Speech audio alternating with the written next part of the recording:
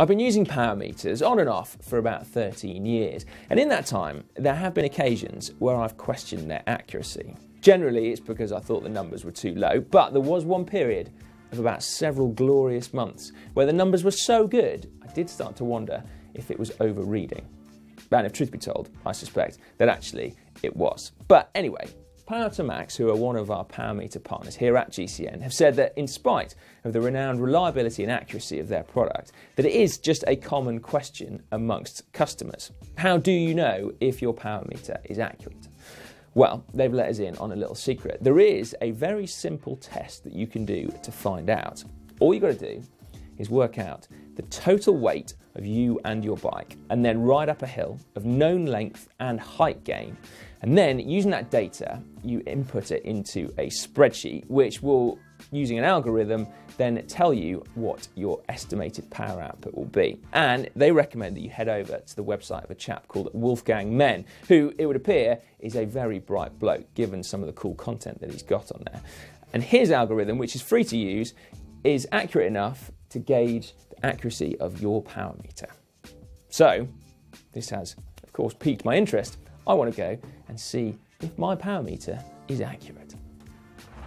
This isn't exactly Alpe d'Huez, I'll admit, but it doesn't actually matter. This is Lansdowne Hill in the UK. It is 1.3 kilometres long, it climbs 121 metres, meaning that the average gradient is 9%. Now I'm going to have to ride it 3 times so that we can get 3 readings, and all I need to do is record my time up it and of course my average power so that I can actually compare it later. And then I suppose I can't escape the inevitable, I need to weigh myself.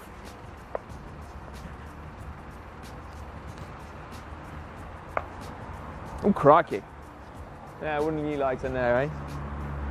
Alright, 84.4.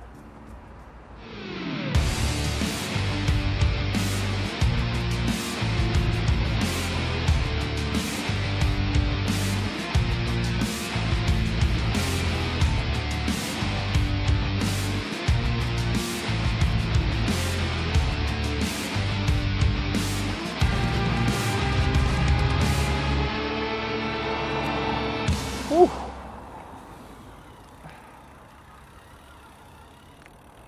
Three runs down, back to the studio. Okay, back in the office, armed with our data, we're going to fire up Wolfgang's website and input it. Now, although we can work out power very accurately, there have to be some approximations in there. Because although we know the work done in order to move a certain mass up a hill, and from that we can work out the power as long as we know the time it's taken in order to do that work, there are 2 extra variables when it comes to cycling, of course, aerodynamic drag and also rolling resistance. So the algorithm does take that into consideration and it adds them in. But we've got to remember that they will vary from rider to rider and also bike to bike.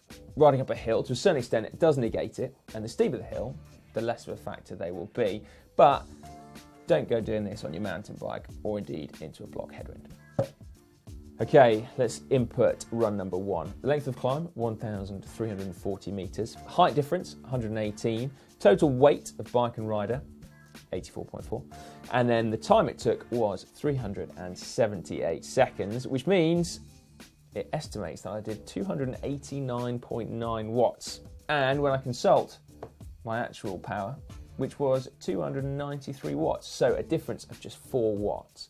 And then I've also done it for runs 2 and 3, a little bit ahead of time. Estimated 295, real 301. Estimated 297.9, real 303. So we can all see, therefore, that they are within the realm of accuracy. Power meters are generally rated to plus or minus 2%. Some aren't quite as accurate as these from Power2Max.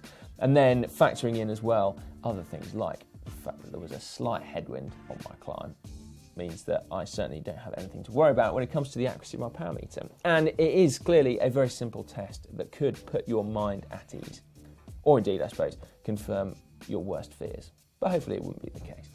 And then also, you've got to remember, if you don't have a power meter, you can use this algorithm to estimate your own power output. Just bear in mind that weight is super important. So don't weigh yourself on your bike before you set out on a long ride and then do the test at the end, having sweated out 1.5 kilos of water. That will skew your results. So do, like I say, bear that in mind. Make sure that you subscribe to GCN if you don't already. It's very simple. All you got to do is click on the globe. And then if it's more content that you're after, well, if you click just up there, you can actually watch a video about how power meters work. Or if you click down there, we've got a very good one, putting power meters into action. Can they help you pace yourself on a climb?